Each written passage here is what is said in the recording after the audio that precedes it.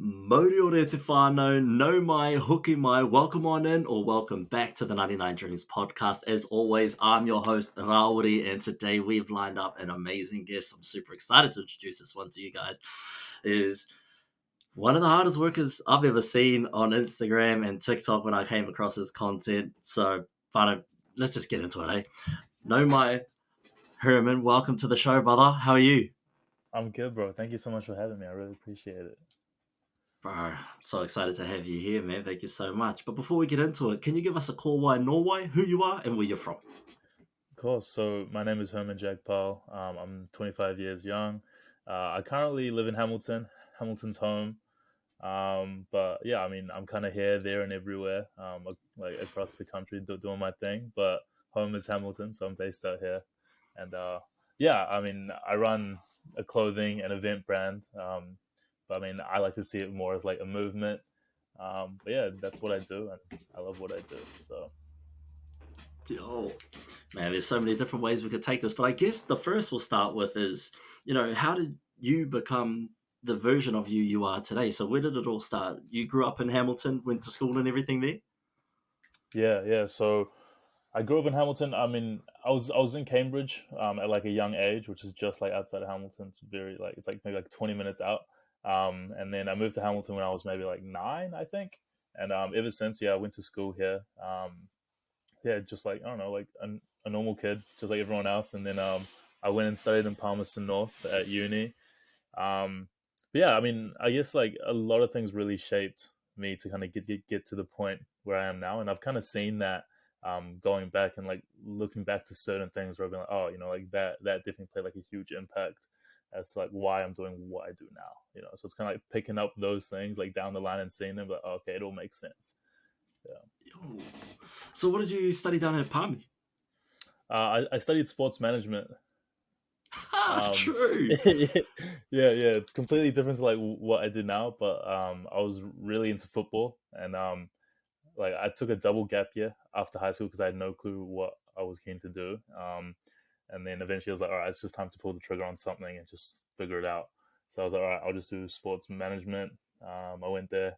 It was interesting. It was fun. I think bigger than the thing that I was actually studying was just like being in that environment where you're kind of away from home and you're with, just all these people that have come from all across the country and world, and just kind of figuring out who you really are just by being in that environment is such like a big thing I think for me.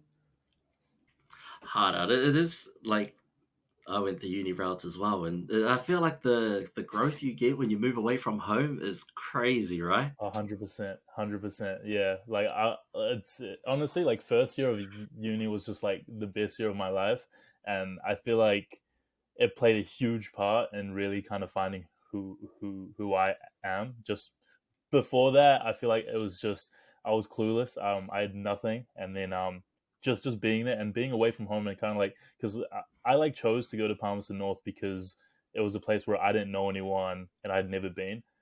So like I could have gone and studied in like Auckland and stuff, but I thought, nah, like I'll go somewhere that's completely outside my comfort zone, and just figure it out because so much more opportunity to like go to a place where you know nothing and just try to find out who you are as well.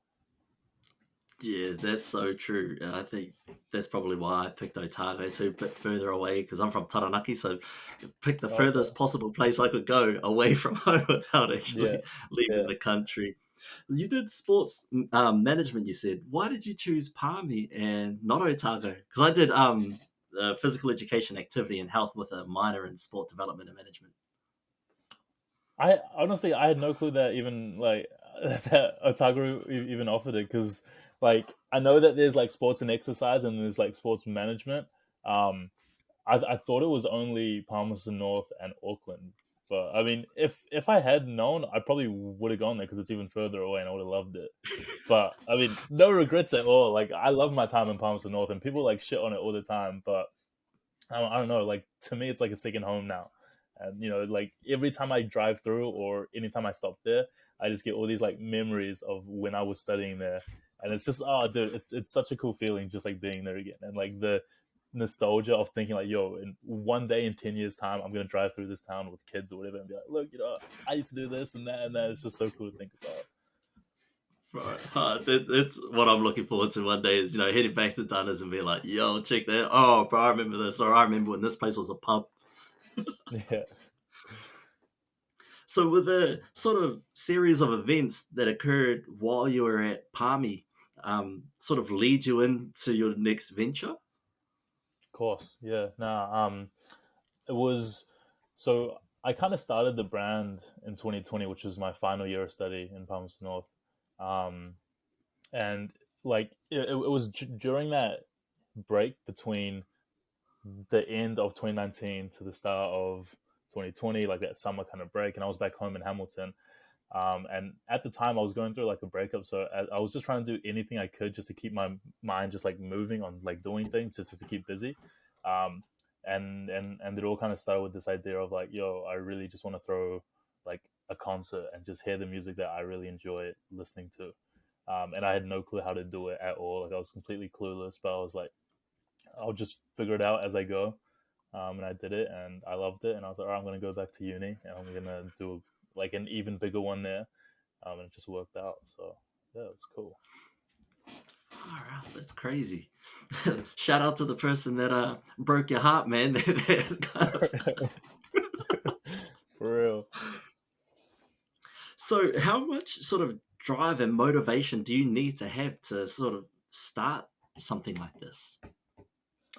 I think when you're starting it, all you really need is curiosity.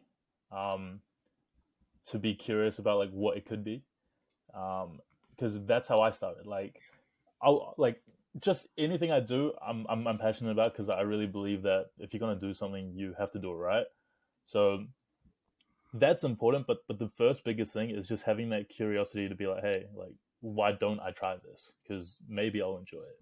Um, and I tried it, and when I was in the process of trying to get it all set up and everything, it was full on. It was just like, all right, I'm gonna go home and go on my computer and spend 8 hours here trying to Google everything I can to kind of understand something about it, because I just had no clue what I was doing. But that was kind of like the fun of it. It was this idea of like, yo, I'm about to enter into something that is completely unknown to me that I have no clue about. But it's this process of trying to learn and become better and better and better at it. Um, and it just turned into like a game. Like even now, I'm still learning, and I probably always will be.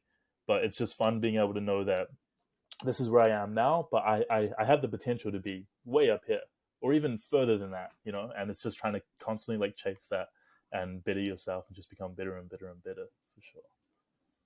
Well, that's such a powerful statement. And for those people that do love chasing that next thing, but not in a way that you're going, okay, cool, I've achieved that, put that to the side, next thing. It's about that process of learning and how you can take that knowledge and keep using it to propel you forward to continue to make better and better products. What we 100%, didn't touch on 100%. is would you be able to explain to the whānau what it is exactly that Herman does for the people? So a lot, I'd say. um, so the brand itself is like clothing and events, right? And it's cool to kind of be able to do both because one, like fashion and music are very like intertwined. You know, like fashion influences music, music influences fashion a lot of the time. Um, so on the event side of things, it's throwing free shows across the country. You know, all out of pocket, bringing people together, and trying to connect like-minded people and dreamers with others. Um, and then on the clothing side of things, just yeah, I mean, like we let people pick the prices of shirts. Like we just did one the other day, and you know we give away a bunch of shit. Like it's not really a business. Like one, I just hate the term business because like I understand that it is a business, but I try to always steer away from that because I think when you say business, it's very money focused, and I hate the idea of having to be focused on making money. Um, I just believe that if you're doing the right kind of work, the money will find you. So it's not this game of oh okay I need to turn over $50,000 this month, otherwise my life's over. It's more just like what can I do to create cooler shit and just have fun with it and just trust that the money will come. And that's just how I've always treated it, and it's always worked. So I mean, you know, I want to stick with that even when the brand is 100 times bigger than it is now, just because one, it takes the stress off because you're having fun while you're doing it. Two, you're creating stuff that you actually care about, and it's not about, oh, I need to do this design because it's going to sell 1,000 more shirts. No, I'm going to create what I enjoy creating, and if people like it, then they like it. If not, then it is what it is, you know. Yo, that's so true, and it's such a fresh perspective hearing that, because 9 times out of 10 everyone's like, sweet, I'm going to put out 70 of these and I need to make X profit, so then I can put out 90 of them next time and make X profit and keep growing that way. Whereas the way you explain it and the way you want to see your brand grow is such a beautiful um, way to put it. And I think that's why, this from an outsider looking in, is why you've been quite successful in growing your audience, and your community that follow you are very passionate about Skip the Boat. Yeah, I mean, I think it's all about laying that like foundation, um, and trying to create like a strong foundation for yourself to actually build on. You know, if it's solely about making a profit, um, it's way different. You know, it's a whole different game. But I think the game that I'm playing, I'm in my own lane and I'm doing what I enjoy doing. I'm trying to create something much bigger than just t-shirts and clothing and make some money. You know, like there's a bigger end goal to all of this. It's not just opening up a store and then selling shirts, and you know, like to me that's boring. Like I've always said that, like if I get bored at what I do, I'm gonna stop it and I'm gonna try something else. You know, like I want to live a life where I'm doing shit that excites me every single day and stuff that I actually enjoy doing, instead of having to treat what I do as a 9 to 5 and trying to, you know, turn over a profit and do all this and that. I don't know. It's just my outlook, and I'm sure a million people will disagree with me because their whole argument is, you know, well, you have to focus on money when it's a business. And I've had a million people come to me and tell me that, like, oh, you should do this, you should do this. And the thing is, like, I take advice. Like, I think it's important to always be open to it because people know a lot more than what we know. You know, like everyone's had experiences in life, but no one knows what I want. You know, only I know that. So at the end of the day, I take advice when it's useful to me, and I always make the decisions that I think are going to benefit what's best for the brand. So Oh, that's mean. I guess a question I would like to ask is, in the losses, how do you stay positive and passionate to keep pushing forward? bro, I love the losses. I love it, honestly. Like having a drop do awful and flopping is so much better than it doing amazing, because like I'm playing this game of just trying to like better myself and get better and better and better. And if everything did just win, if everything just hit every single time, I would get so bored of it so quick, and I would have stopped doing this like a year ago. But the fact that like I take a loss and I'm like, all right, like how can I get better for the next time I drop? How can I better this so this problem doesn't happen again? That's fun to me. Like I'm trying to like play this game of just trying to better myself and get better and better and better, because eventually I'm going to be the best version of myself that I can possibly be. And it's just trying to like lead to that moment, I guess. But yeah, no, I feel like that's one of the biggest things with anything anyone ever does, especially clothing brands that are starting now and everything. I think you see a lot of brands come and go, and that's solely because they don't really have that kind of mentality where the loss is kind of like encouraging them and motivating them to do better.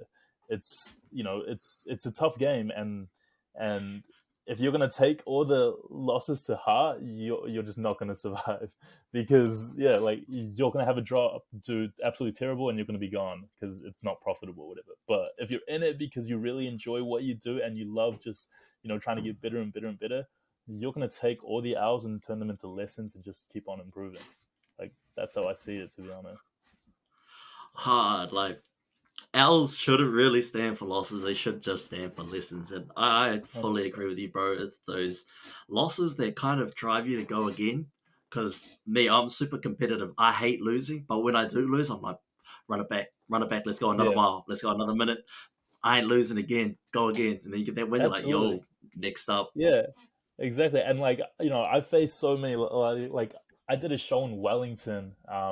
It was September last year. And I spent a whole month there. Like we documented the entire process. We brought over an artist from America and everything. And it's essentially like we spent like $40,000 putting this project together. It was a free show. There was no profit. It was 40,000 just for the people. Um, and it was just a huge L. Like the police shut our shit down. Um, we had to change venues like 4 times. Everything kind of just collapsed in like the last 24 hours. And it was just the most hectic time ever. But looking back on it, I'm so grateful that that happened because I learned so much from it that the next event I did in Christchurch, like 2 months after that, it was the best event I've probably ever done because I was so prepared for that moment because I took Wellington and I learned everything from it that I went into Christchurch being so confident about what I had to do, and I was so like in the zone where I was like, all right, I know that this is going to happen. I have to prepare for this. I've seen this happen before. How can I stop this from happening again? Um, so yeah, I mean, most people, if they took a $40,000 loss, they're out. They're like out of the game. But to me, it was like, all right, I took a 40K loss. It is what it is. It was a 40K lesson to me. So either I use that and I take that lesson and I improve myself, or I just let that 40K go to waste and I ended there and all right, it's done. And then I've lost the money and I learned nothing from it. So it's kind of just that mentality of like how do you want to see it? There's two ways that you can go, and if you pick one way, you're gonna better yourself, and if you pick the other, it's game over. Bro, the way you just explained that made me instantly think that 40K is the same as going to university and not using your degree or like dropping out midway through. You've just wasted your 40K. Did Yeah. you learn anything? Maybe not. Whereas the bro, he's just chucked that 40K into another experience, learned a whole bunch, and made it happen the next time. So, what are some of the things that you got wrong at that Wellington show that you turned around for Christchurch? So I feel like the biggest one, and this is kind of where it all kind of just turned to shit, was it was we had this venue, and it was sick, and they pulled out on us because there was way too much interest for our event. I think we had about 20,000 people text in that were interested in coming. Obviously, not all 20,000 would turn up, but that really spooked that first venue. So then we kind of had 3 weeks to find like a new warehouse space. Um, and then we found one, and we paid them like 10 grand just to use it for one day, and they pulled out on us like a day before the show, and it turned out that the people that we paid to use that space, they weren't the owners of the space. They were subleasing it from the owners, and even though we had a contract with them and everything, at the end of the day, the final call is the person who owns the property. um, so the police found out about the event. They started questioning everyone around it, and they got in contact with the owner of the warehouse and basically said, "Hey, this is not going to happen. Tell them to shut it down." Which they had no right to do, but they did it anyway. And he got scared and he shut it down. Whereas in Christchurch, I made sure I spoke directly to the person who owned the property, not the people that were like leasing it under them or whatever. I went straight to like the main source. Um, and that's just a thing that you learn. Like at the end of the day, like um, you know, I like it's not like Skip the Boat's a team with 1,000 employees who are doing all these background checks and checking everything. Like I'm just trying to do what I can, and even doing contracts and stuff. Like I'm learning. Like I'm pretty sure when we did the contract for our artists that we booked for that show, because it was our first time booking an artist from like LA. Um, we like it was just us on Google trying to figure out how to put together like a contract for an artist, and we just had no clue what we were doing. So we just took out parts of the contract, changed stuff and everything, and at the end we weren't even sure if it was a proper contract or not. But it was just trying to like learn from it. You know what I mean? Yeah, it was just real DIY, real DIY. But hey, that's what you do in those beginning stages. You just fuck it, try something. If it sticks, it sticks. Exactly. Well, since then, have you utilized like ChatGPT and things to help you with all those processes, or you just learn those along the way and you've already have those skills now? I should be, to be honest. Chat GBT is insane. I only like found out about it like not too long ago, but I think it like it's kind of scary. Even yesterday, I had like this thing pop up on like my Snapchat that was like AI or something like that, and it like freaked me out. I was like, what? But I don't know. It kind of scares. I mean, it's cool. It's cool, and it's cool how like easily accessible information is now. But I don't know. It's kind of scary as well when you think about it in like the long run. Oh, bro, it's super scary. I'm mad interested in it because Mm, me, I know nothing about business or contracts or anything to do with trying to organize and run something. It's just a wealth of information and how quick it can write things yeah, and come up with the answers. Bro, it's so crazy. But what I love most about it is that you're a creative person. You're probably heading to bed and then all of a sudden these ideas pop into your head.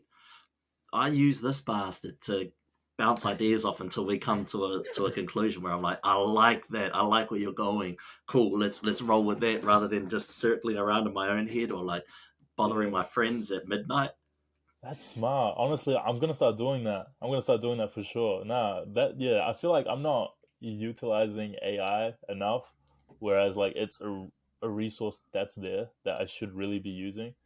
Even with like the whole contract thing, like that's genius. Like I can just ask it to put together a contract for me, and it'll be done. So yeah, no, I'm gonna use those for sure. So thank you. Oh, bro, all good. Hey man, if you ever need some AI help, I'm here to help, brother. I know as much as I do, not a lot, but I've done so much research in this because I'm like, I feel like this is the next wave for now. So you write it as much as you can while it's free almost. The ChatGPT is the free version and the paid version. The paid version's all right. It's a little bit more in depth in its thinking, but the free version works just as fine. So yeah.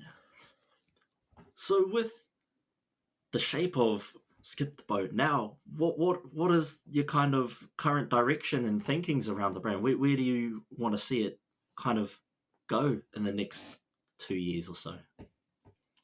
In the next 2 years,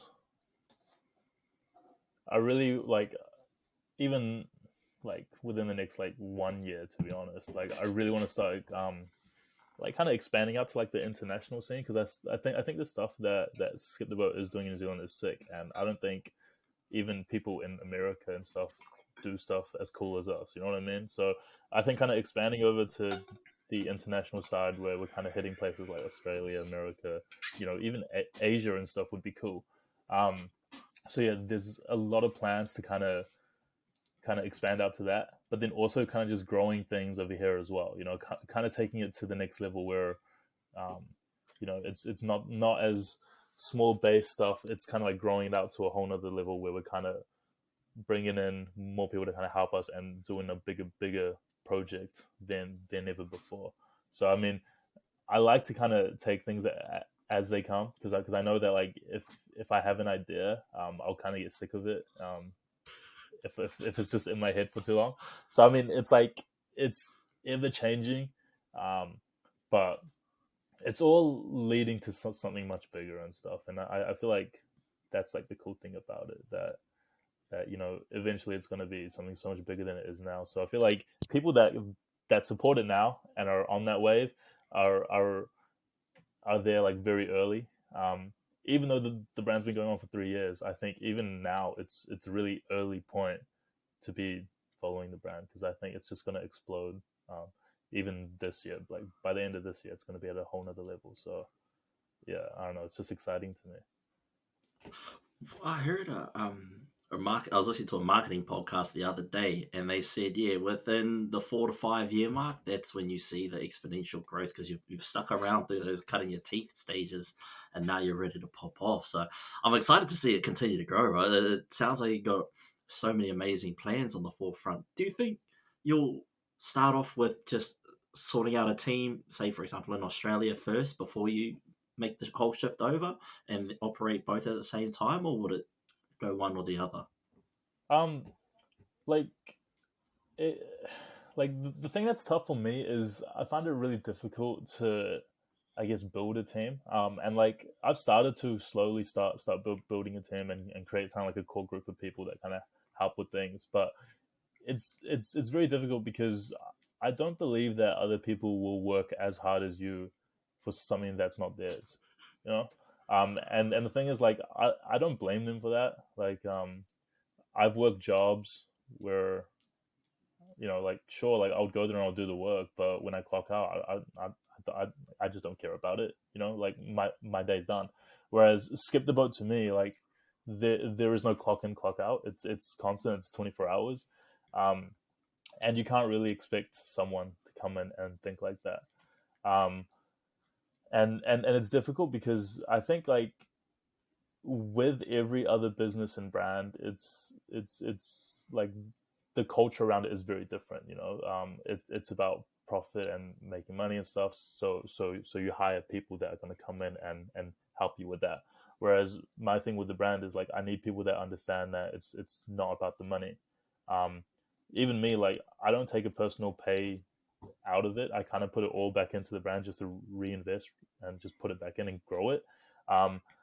And people will come in and they'll have this kind of mentality of making money, where I'm like, no, like, that's not it. Like, that's not what the brand is.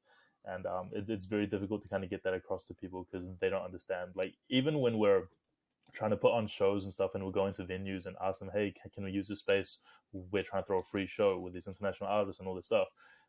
They don't get it either because they're like, why would you throw a free show? You're just going to waste money. Like, how do you make money out of it? I'm like, we don't. Like it's not about making money. And to them, it just sounds so fishy. And we get turned down by a million places because they think it's like it sounds like a scam or something.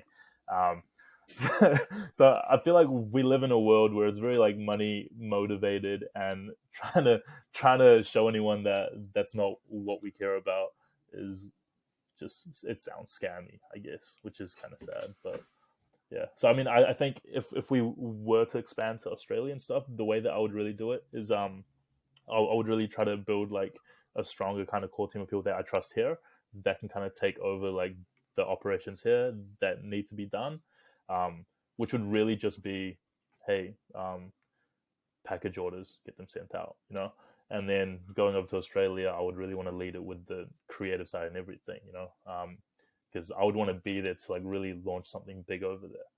Because I feel like that's really important. That like, the creative side is so crucial, because at the end of the day, like, I'm not trying to sell a product. I'm trying to sell a story and ideas and cool shit to people. It's not just about physical product. It's the hype. Sorry, I went on for way too long with that, but yeah. No, it's good, bro. I always tell people, if you feel like going on too long, you're probably not. You're probably just touching on the surface of what you could be talking about, bro.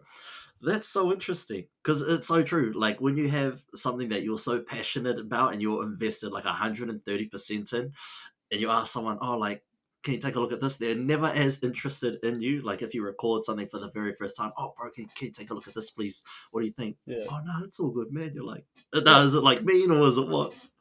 Yeah, no, exactly. Because, like, I mean, it's not their, like, passion, and it's not their, like, thing. You know what I mean? And you can't expect it to be their thing either. Like, they've got their own things and they've got their own passions, which is completely understandable. Like, like, you can't really expect others to care as much about this, but about your passion as them, which sucks. But I mean, it is what it is. Like, you can't change that. It is what it is. And you should never ever be discouraged, people, if you are trying to start your own thing and people aren't as interested as you are, because at the end of the day, it's your thing. This is your baby. This is your child. Like, you're not as interested in other people's babies as they are. So this, you just got to take as, like, your own child. Yeah, no, it goes both ways. And but yeah, I mean, at the start, like, I've noticed, even with a bunch of other brands, people won't really be as, like, supportive until it really starts, like, making an impact, and then they'll start coming in and support. And I've seen that as well. Like, a lot of people, when I was at uni and stuff, kind of saw it as a joke, and they would laugh at the brand and be like, "Oh yeah, how's that brand of yours going?" Um, but yeah, no, like, I remember being at uni, because I was just trying to promote the shit out of my brand. Like I would go around handing out stickers to everyone and anybody. Like, I had no care. Like, I was just trying to get the name out there. And I remember people being so annoyed, like, bro, like, stop trying to promote your brand. I was like, like no, like this is what I enjoy doing, you know. And then those same people, like when they saw that I got a billboard up and everything, they're like, wow, like you know, like you're doing really well. And it's just weird to see how people switch up when there's a bit of hype around something that you've worked so hard to build. It's crazy though. Like you've got, say you've got a product for $60, and then someone else is selling another T-shirt for $90, and they're like, "No, I'm buying this because X, Y, and Z's already wearing it, man. No one's wearing your shit." Yeah, it's like, bro, when they do, don't be asked for no free shit. Exactly. Oh man. So with your event promotion as well as your clothing brand, is that kind of the first of its kind in Aotearoa, the way it's run currently? I'm sure other people are doing similar stuff, and I'm sure I wasn't like the first to do it, and you know I'm not going to be the last to do it. Um, I can't think of or name anyone that's kind of doing it to the scale of us, especially with the free shows and all that kind of stuff. I can't think of anyone that's doing it like that. Um, but I mean, it all kind of happened by coincidence for me as well. Because I mean, um, yeah, but I feel like it was all kind of like happening by accident because it was the year when COVID came into play. So I was doing these events and then I couldn't do events because COVID hit, and it made it very very difficult. Where I was like, shoot, like how do I keep this like momentum going? Even though it was very very small momentum, there was a bit, you know, and I was really interested in keeping that alive. I was like, how can I keep this going when I can't do shows anymore because we're all like trapped inside? Um, so during that time I just started to like study and learn about how I could do clothing, and then I started doing clothing because I was like, all right, well I can't do events, so I'll just start doing clothing because I know it sounds cool and it sounds fun and I can tell stories, and I was really passionate about like telling stories in like a non-conventional way of just kind of speaking to people, but instead of like putting it on t-shirts and trying to sell the story like that, you know. So it's kind of like wearable stories in a sense. Um, and that really started to take off and people enjoyed it. I remember like getting my first sale and I was like freaking out. I'm pretty sure I have like a video of it, because it was so cool to me how I was like, wow, like someone just spent their hard earned money on something I created, and that idea was like insane to me because I was like, if I can sell 2 shirts, I can sell 200 because it's the same thing, but it's just trying to like scale it up, you know. Um, so all I really needed was that tiny bit of belief that someone was going to buy something that I created to have the confidence to be like, all right, I'm one day I'm going to be able to sell 200 of these or 500 of these. So I feel like that confidence went a long way for sure. Wow, that's wicked. So you said it was the storytelling that really got you into putting it onto t-shirts and telling stories through clothing and that. Where did the storytelling come in for you? Like, where did that passion come from? Um, well, for me, like growing up and stuff, like I always found it quite difficult to just like open up and tell people like how I feel. Um, I don't know why. Like it could just be like my like background or like my family and stuff. But like to me, it was more just like I'll keep it inside. Um, so being able to kind of tell it in a way that's not so direct as like me speaking it and explaining it, um, but also being able to like channel in like my creative side of like, yo, like this looks cool and I can do this, and like this little piece like means this and this means that. It was just enjoyable and it was a creative way to be able to do something that I never really had like the confidence to just like talk and speak about. Um, so I found that really cool. And then on top of that, being able to see people wear it, it was just like a whole nother thing. It was like, whoa, like this is so cool. Like people are wearing like the like story that I've been trying to tell.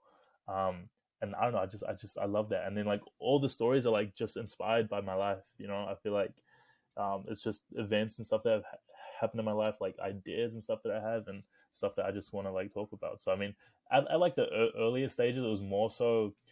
It was more so kind of like one. It was like chasing your dreams because I was really trying to convince myself, like, hey, like I can do this. So it was kind of like a way of me to tell the story to myself, like, hey, like I can do it. And then there was a lot of like heartbreak stuff involved. because like of the time of doing it all, I was going through it all. You know what I mean? Um, and then slowly it started like shift a lot. But I always try to keep that theme going where like every now and then there's something about like chasing your dreams, and that's why like the like slogan for the brand is "From me to you, I hope your dreams come true." It just stuck, and I thought it was a really cool quote, and I don't know, like I think it goes a long way because knowing that there's someone out there that believes in you kind of gives you the confidence to believe in yourself, and it kind of all channels back to the whole first drop where someone believed in me and it gave me the confidence to believe in myself too. That's such a powerful thing, having that self belief and in yourself and your abilities, because I feel like for so long, and maybe it's because of our school systems, we get drilled into this isn't what you're good at. You're not good at this. You're kind of good at that. You should be doing better here, and all these limitations on our capabilities kind of attack our self belief. Because I know for me, I still am terrible at math. So coming through school, anything to do with math, just automatic. My self belief is just zero. My want to succeed in that space becomes zero because of all those negative connotations. Do you think that kind of plays a part in it? For sure, for sure. But I also believe that self belief is like one of the most crucial factors in achieving anything. And it is very, very difficult to find that because especially when you're built up and you're kind of raised with, like when we're young, everyone has such like big ambitions and dreams and stuff. And then as you start to grow up, you get more and more people, especially people that are close to you, like parents and stuff, kind of tell you like, no, like you can't do this, you can't do this. Like find like a real job, you know and that kind of just shatters self-belief like crazy, and trying to build that back up is very difficult. But I also think it's like the number one ingredient to finding success, because if you don't believe in yourself, like you can't expect others to believe in you either. um, so self-belief, if you can believe in yourself and you know for a fact that you're going to achieve what you want to achieve, it goes a tremendously long way, um, to getting to where you want to go. But it's trying to find that and channel that, which is so difficult, because I've met and talked to so many people, and and they have really big dreams, but they don't believe in themselves. And as much as I'll try and tell them, like, look, like you can do this, like, look, I'll help you, I'll do all this. If they don't believe it, it's not going to go anywhere. I can believe them like 110%. I can pour my whole bucket of self belief even into their bucket, but if their bucket has holes in it, it's not going to do anything. Yeah, I feel like that's the biggest form of self sabotage too, because like everyone's potential is limitless, but I think the limiter in that factor is that self belief. 100%, 100%. Yeah. So Whānau, whatever it is, just do it. We all believe in you, and we all want to see each other succeed. Because there's no room at the table for haters, man. There's plenty of room for everyone to pour up their dreams and go get it. Yeah, Life's too no, short not to chase those absolutely. dreams. Yeah, and it's weird because like it's real cliche to be like, oh, like everything's possible, like it's very like cliche terms, but it really is. Like that's the thing, and people don't really understand that, but it is possible. Um, like I wish I could drill that into some people because I think they really, really need it. But yeah, I mean, it reminds me like I remember reading something or something, and it kind of said like you know like everything started with self-belief. Like if someone didn't believe that it was possible to fly over water on metal, we would have never had planes. But so, like someone believed in it, and if someone didn't believe that like you can go into a room and flip a switch and light comes on, we would have never had lights. But someone believed in it. So it's just having that belief that like whatever you want to do, you can do. And especially into like today's age where we have the internet and there's a billion ways to make money, you can literally do whatever you want and make money off it. you know if you enjoy watching TV, you can start a podcast talking about TV shows. Like it's limitless, and people just don't understand it because they see careers and passions as two separate things, but it's not like that at all. you know they are very much intertwined, like especially now. Like I would understand it if you're talking about 50 years ago, when it was very much like follow this path, get a job, and do this.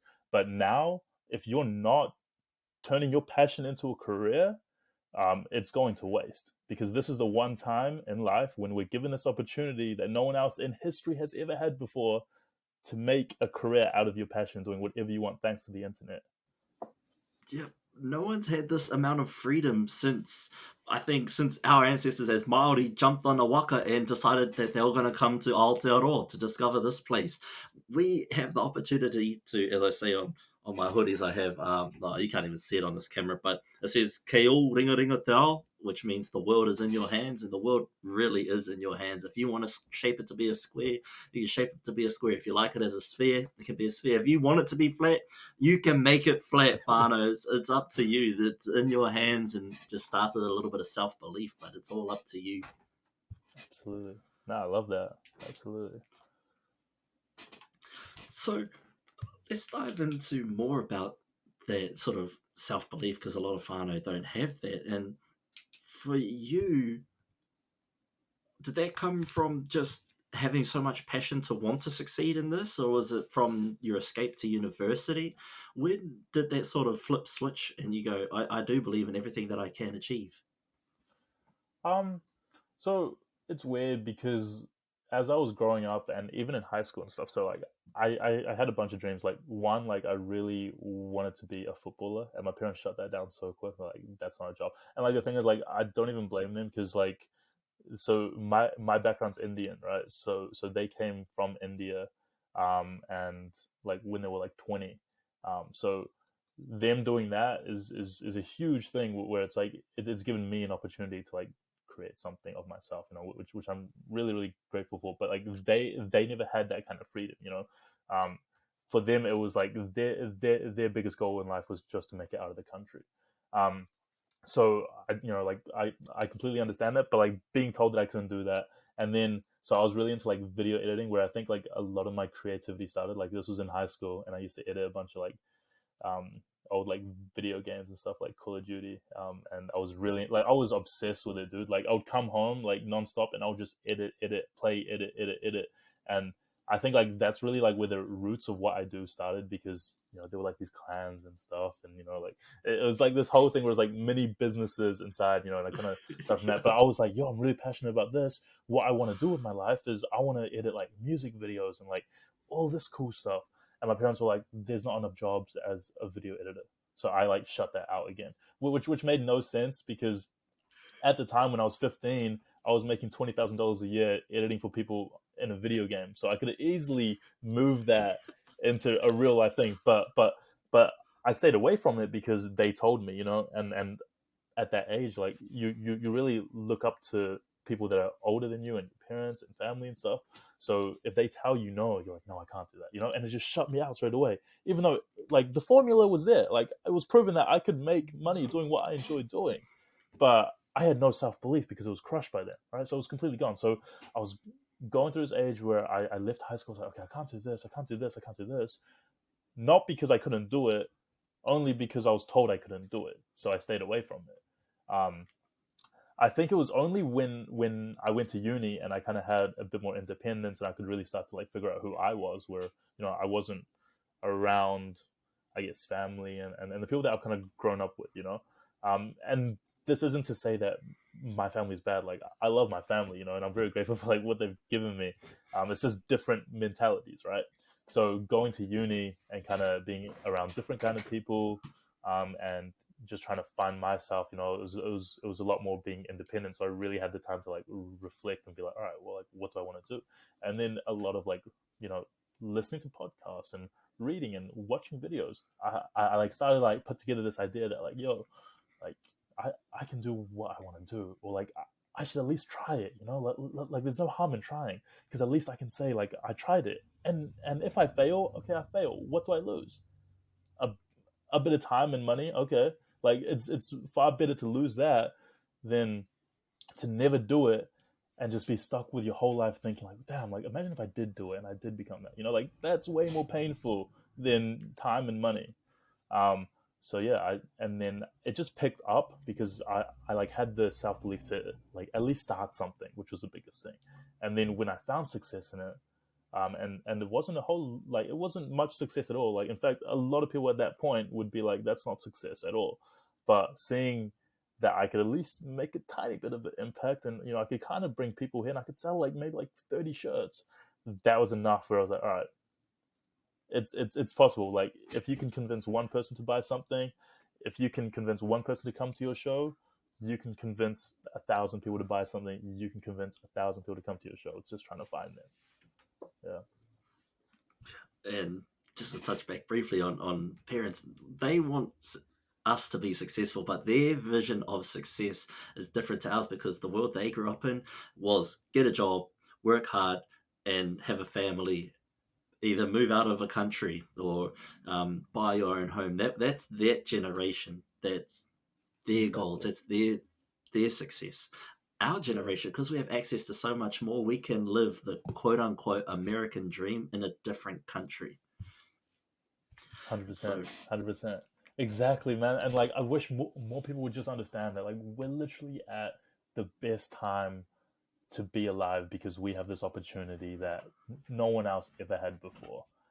Like, I would understand that if it was 50 years ago and you had to do that, and yeah, it sucks. But like, literally right now, we're connected to probably way too many people that we shouldn't be connected to at all times, which is like, that's just opportunity to create something out of it. Like, if I wanted to do what I do now back then, I would have had to go and try and buy like a physical store and sell t-shirts out of it.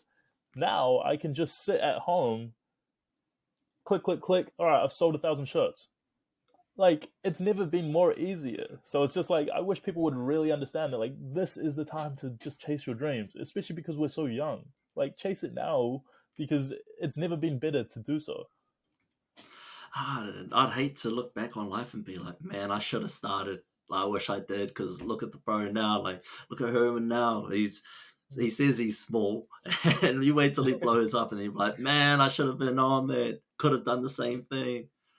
It's Yeah, crazy and to it's me. real sad, because like, there's a bunch of people that even I know that, like, I studied with, that are working jobs from their degree that they really just don't like it at all. um and I tell them, like, why, like, like, why not try to do something, or like at least start like a side hustle of like a passion project, and just see how it goes in your spare time. um but they just don't have that self-belief like built up, so they kind of feel like, no, this is what I have to do, like this is my life. I'm going to work 5 days a week, and I'm going to live on Saturday and Sunday for the rest of my life, so I'm going to live 2 days out of 7.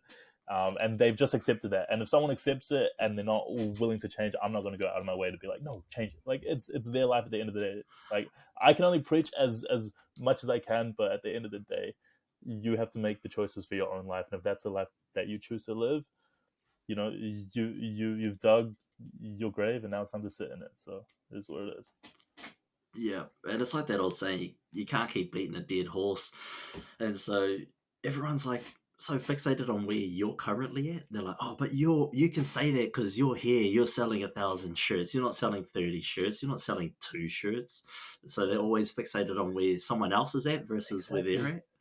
Yeah, but like, the thing is, like, they don't understand that. Like, I was there. I was at that point. Like, I was selling t-shirts at the back of my car. I was going to classes, asking the people, like, if I could speak to them for 2 minutes and try to tell them, hey, look, I've got this clothing brand, please buy a t-shirt. Like I've been doing that, and I was doing that, and I would gladly do it again, because, to be honest, those were some of the most enjoyable times of my life, where I actually had to grind and create a name, because no one knew who I was. And it was fun being like, all right, no one knows me now, but I promise you in 2 years' time they will. Like, that was enjoyable to me. It was like I know something that these people don't. They don't know that they're walking past someone who's going to have a huge brand one day. And it's like, it's just frustrating, because I was at that point too. Like, it's not like my brand blew up overnight. Like, I've worked like insanely hard to like get to where I am. I post pretty much every single day for the past 2 years on social media without missing a day. And I constantly think about this stuff, and I don't know, like, I feel like it's so much easier to see on the outside and be like, oh yeah, well, like, that brand's dropped this t-shirt and it blew up, and now the brand's big. But no, there were 50 or so drops before that which completely flopped, but I just had to take my losses, turn them into learning, and then eventually one hit. It wasn't luck, it was just working day in, day out to get to where I was trying to get. bro, that's it. You just got to be consistent with it, and you know, go with that FEA mentality. Fuck them all. Focus on you. Don't worry about watching what any other brand is doing or any other person in your industry is doing. Just do what you got to do. And if you don't have time, make some time. There's 24 hours in a day. If you work 8 hours, there's still 16 left. You don't need to sleep all 16. Yeah, Get up earlier, go to bed later, do whatever you got to do. Make shit happen. We've got yeah, access to everything. yeah. I feel like the biggest thing that I've learned is if you really want something, you'll get it. The people that don't, they'll make excuses as to why they can't get it. Like I'll tell people, I'm like, all right, well, why don't you go do this when you finish work for like 2 hours? And they'll be like, nah, because I have to get up at this time. All right, so you just don't want it as bad as you say you do. Because if you really did, you would work until the sun's up. Because you want it that bad, but you don't. So it's just stop lying to me and stop lying to yourself, because you make your own choices, and it's easy to talk the talk, but it's not so easy to walk the walk, and that's what I've really seen. And yeah, and just touching up on that, on the idea that, like, I feel like a lot of people see other brands and stuff as competitors, which is so weird to me, because like there's enough space for everyone to win. I see other brands and I'm like, yo, what they're doing is cool, and I do my best to like support them, because it's cool being able to see people do what you do as well. Like there's a lot to learn from them, and I don't know. I feel like this whole mentality where it's like, oh, it's either me or him, is the most toxic thing. I want to see everyone win. I want to see everyone doing what they love. Like, you know, that's the goal. So to shoot people down is the worst thing ever. But yeah, I mean, I don't know. I feel like I see it so much, which is just it's foolish. It's just foolish to me. I think that goes back to just that whole culture within New Zealand is that, nah, once someone gets too big, we got to pull them back down to earth. And it's like, sometimes you got to realize that the person you're trying to pull back down to earth is already down to earth, and they're just trying to uplift you to their status. And you're just a little bit narrow minded that you can't see past your own arrogance, that you want them to be at your level rather than you reaching their levels and heights, man. Because it is possible, like you keep saying. It's all down to self belief, doing it. And if you really want it as much as you say you do, then you'll do anything to make it happen. Sacrifice your weekends, sacrifice a little bit of sleep. You don't need to sleep for 8 hours. I can get Yeah, off for 4. We're good. 30-minute yeah. nap throughout the day, you're sweet. Mm. No, exactly. Yeah, and I feel like when people aren't in the shoes that you're in, they love to kind of paint a picture about who they think you are, and they'll take that and they'll run with it, and I've seen that a lot where like I think it happens quite a lot, even with me, when people kind of assume that like this is what I'm thinking, or this is how I'm acting, but at the end of the day, it's not like that at all. And those that know me know that, but the people that don't, they'll be so quick to kind of paint a picture of like, oh, like this is his, like this is what he's trying to do, when it's not like that at all. But at the end of the day, like I can't control what people think of me, and I'm not going to change my actions just to please others. Like I do what I think is best, um, for the brand, and people will agree, some people won't. But until you're in that person's shoes, like you can't really um, judge them, I guess. I don't know. It definitely, from your safe space of a computer, you shouldn't even be trying to judge anyone. But I want to ask a question based around that. Do you find it easier to have people judge you less because of the content that you're able to put out and show people a little bit of the behind the scenes of what you have to go through to make, events happen to get products to launch? No, I think by doing that, you open up a vulnerable space to be judged even more, and criticized more as well, because people pick up on stuff and be like, oh, like this and this and that. Um, I just don't care. I feel like when you're kind of putting yourself out on the internet like that, you're gonna get hate and you're gonna get judged. It's what it is. Like it doesn't affect me. Like I'm not losing sleep at the end of the night thinking like, oh, user 487386 said I look ugly. Like, dude, I don't care. Like I'm behind a screen. You know what I mean? Like it doesn't affect me at all. But like that's part of it. And at the end of the day, like I have so much support from the people that follow the brand, that you know I would rather show them appreciation and reply to them and show them love than replying to a person that's just trying to hate just because they're bored. And at the end of the day, it's probably like a 14-year old behind their phone, just bored as shit, just trying to tip it with them. Like it doesn't affect me. Like I've been in those shoes as well. Like I used to play video games where people had like these like mics on and they were talking shit to people like, oh, like I don't care about a comment saying this or that. So it's just weird to me. Like it doesn't affect me at all. And there's a whole lot more love and support shown than the one hater. But it always feels like that one hate comment stands out a whole lot more than 100 comments that are supporting you, which just sucks. But yeah, I mean, I think people get like really teared down by those a lot of the time, where they think like, oh no, like this person thought this and this person thought that. But dude, like people are always gonna think something about you. It's what it is. It's just how you take it and how you deal with it. If you're gonna be sad and cry about it, you shouldn't put yourself on the internet, because that's what the internet is. Like people are like that, and you just have to accept that. Yep. And like, I'm not big enough yet to get any hate comments, but I'm thankful for my cousins growing up. For any hate comments, man, you can comment on my glasses, the gap in my teeth, my big nose, the way I walk. I don't care. I've heard it all. There's nothing new people can come up with that I haven't been hit with. But when they do, I'm like, bro, that's actually funny. I like that. I'm going to tell my cousins because they'll crack up too. No, exactly. Yeah, like I'm cracking up at half the comments, like talking shit. Like I like find them funny, Like I'm not there being butthurt about it. I'm like, yo, like that's funny as shit. Like I'm pretty sure someone dropped like a diss track on me like last week, and I was cracking up. I was like, yo, this is actually fire. I was like, yo, I actually think this is good music. And then I think they performed it live like last weekend or something. And I thought it was so cool. I was like, yo, hell yeah. And he was like screaming like the words out of like my like name and talking shit. I was like, yo, this shit like slaps, like hell yeah. Like like what? Like I'm not gonna get upset by it. Like I think it's cool. I don't know, I just think it's cool. But yeah, when you start getting hate comments, it's a good sign, because it means that you're doing something right, and I'm sure it's gonna come eventually. So yeah, now when you get your first one, dude, I'm telling you, it's a good sign. It's a good sign for sure. Should we screenshot it, put it on a post, and be like, "Mama, we made it"? Absolutely. Frame it out, like print it out, get it on a frame, put it in your room, because that's when shit's gonna start taking off for sure. No, I'm looking forward to it then, which is a weird thing to say, but hey, I'm looking forward to that. We'll get into a few of the final things that we normally do on the show before we start wrapping up and let you go, my bro.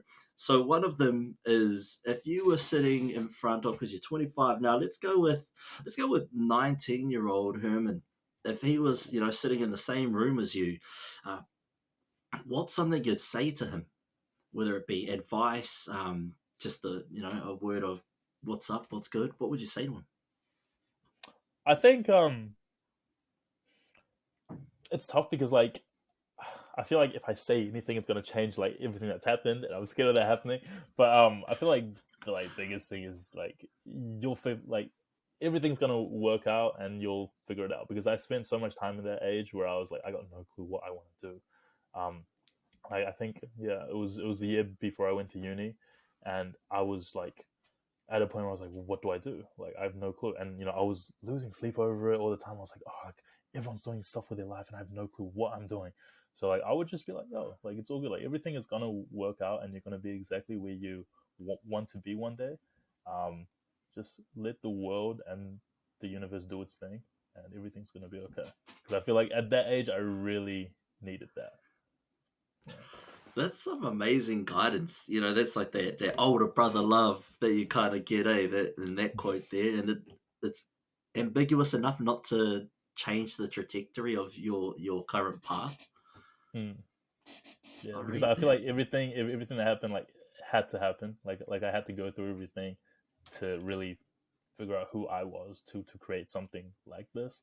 But yeah, it was just part of it. So yeah, everything will be fine. Everything's gonna work. And it's all about growth, Whānau, is that you are where you're supposed to be because of the events that happened in your life. Who knows Herman would have been if he ended up going to university straight out of high school. Who knows? So on the flip side of talking to you from the past, if you could look back on this podcast episode in 5 to 10 years, what's something that you'd like to say to your future self? To my future self? Yeah. So when you look back at this in 10 years, you want to be able to say something to yourself. I want to say I'm proud of you. You did everything that you set out to do. And yeah, I'm proud. Like, we did that shit, man. Like, fuck yeah. Like, dude, I'm stoked. Hell yeah. I'm gonna come back to this and play this in 5 to 10 years.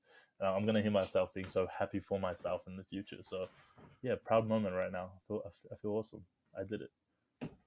That's beautiful. And like, just being proud of your own success is such a huge thing, because so many of us get told to not be proud of what we are and stuff like that. So I reckon, yeah, when you do come back, Herman, welcome back, brother. You should be proud of where you are, man, because you are an amazing human, my man. Keep doing you. Another thing that we do on this show, this is probably one of my favorite parts of the show, is that I have a sneaker box that I've themed the Dream Deposit Box. It says, always remember when they doubted you. It's a Trey Young sneaker. But inside, everybody has put their dreams. Everyone that has come on the show has shared up to 3 dreams. We've got, and mine included, we've got things like Jack Nelson. He wants to own a clothing brand. He wants to do sports clothes. Marcus wants to have a family. Tali would like a private practice that is allowed to utilize miri, which is a traditional Māori form of massage. I would like to write a book one day. I'd also like to finish my master's thesis. But I think one of the most powerful ones is from, have you seen on TikTok and Facebook, Bear King, the Māori guy or the Samoan guy from Christchurch? I don't think so, no. He come on the show early on, and his dream was just to make it to 30, because he's seen a whole bunch of shit in his life and friends not quite make it. So one of his biggest dreams is to make 30. And I thought that was quite powerful. So what are some of Herman's dreams? See, it's weird because like I actually had like a wall in my room with like all my dreams on the wall, and I would wake up every day and see it, which is so. I think there was like 6 of them, but I would say like my 3 biggest. So like one is I want to give a TED talk one day. Ooh, nice. Yeah, I don't know why.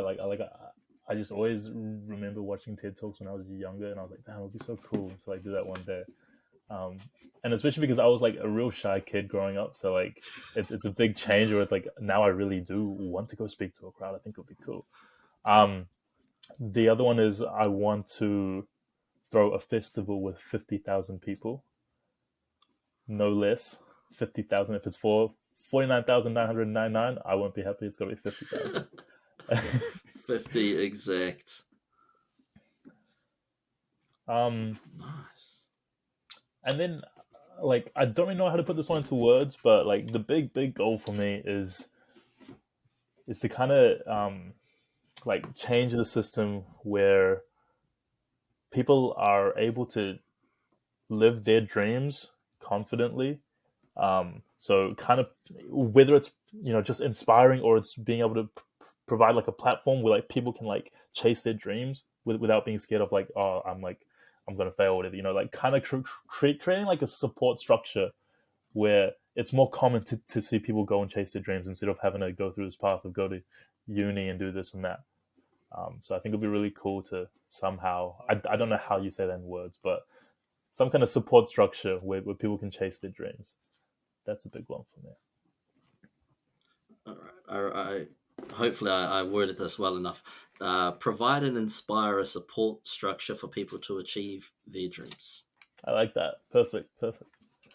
Cool. Awesome. Far out. Those are amazing. The 50,000 people festival. Where are we having it, bro? I'm coming. Where's it going to be? I don't know, man. I got no clue yet. Somewhere. It'll be somewhere, and I'll see you there. Absolutely. So. Hard up, bro. And that final dream that you had, as well as the TED Talk. The TED Talk's going to be amazing. You could probably have that at your festival. That way you can just have it all ticked off in one. But your final dream about providing and inspiring a support structure for people to go out there and achieve their dreams is not only beautiful but so needed right now. In a world where so many people are unsure of what they can do, what their abilities are, and where they want to go in life, is having a platform where they can just get after it. Because at the end of the day, you want to at least achieve one dream in your life. You don't want to go through achieving other people's dreams unless it's sort of on the pathway for you to achieve yours. Absolutely, absolutely, 100%. Man, I'm cautious of the time, and I do will let you go. Even though I could carry on this forever, man. It's been an amazing corridor, and I've had so much fun. But is there anything you want to leave with the whānau that listen, where they can find you? I'll link everything down below as well in the YouTube video and in the podcast platforms online. But is there anything else you'd like to leave the audience with? From me to you, I hope your dreams come true. I feel like that's all I gotta say. But yeah, man, I just want to see people live their dreams. So I really hope, like, if they made it this far and they play this whole thing, I really hope that it inspired some of them to like go out and actually, even if it's a small amount, but just making some kind of effort to really get to where they want to be. That would be a huge dub, huge dub. If it just inspires one person, I would love that. Hard out, and for that one person listening, I'll see you at the top when we get there, whānau, when we get there. Oh, bro. But yeah, thank you so much for coming on, Herman. I really do appreciate it, man. This has been such a cool experience, and it's been amazing listening to your corridor and your experiences, bro. It's eye opening, I think, listening to some of your corridor, and very inspiring. And I do know that some of the listeners that will be listening to this will take a lot out of it. It's been a great corridor, bro. So thank you so much for jumping on. Thank you. No, honestly, I really appreciate it. Just having a platform to speak on is huge. So thank you very much for this. Yeah, I appreciate it. Always welcome back, brother. Whenever you need to, let me know. Always got a space for anyone to come and share their experiences, and that includes you, whānau, listening. So if you have made it this far, like the bro said, thank you so much for listening. This has been the 99 Dreams podcast. We've had Herman on as a guest today. So whānau, take care. Mōri ora.